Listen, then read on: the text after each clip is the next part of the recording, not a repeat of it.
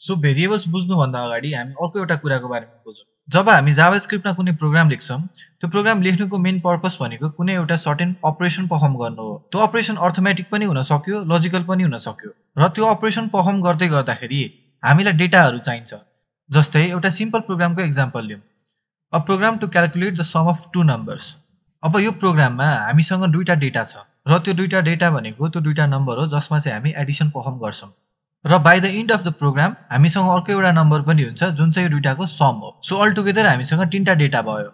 So जबसम्म हाम्रो program run भइरहेको छ, यो डेटाहरू चाहिँ हाम्रो कम्प्युटरको ऱ्याममा टेम्पोररी स्टोर हुन्छ। अब ऱ्याम भनेको एउटा ठुलो स्टोरेज स्पेस हो जसमा चाहिँ सानो सानो मेमोरी स्लट्सहरू हुन्छ र यो डेटाहरू त्यही मेमोरी स्लट्समा गएर बस्छन्। अब यो मेमोरी स्लट अथवा कन्टेनर जसमा चाहिँ हामी डेटा लगेर राख्छौँ त्यसलाई नै हामी भेरिएबल भन्छौँ। सो भेरिएबल भनेको एउटा कन्टेनर हो जसमा चाहिँ हामी डेटा स्टोर गरेर राख्छौँ।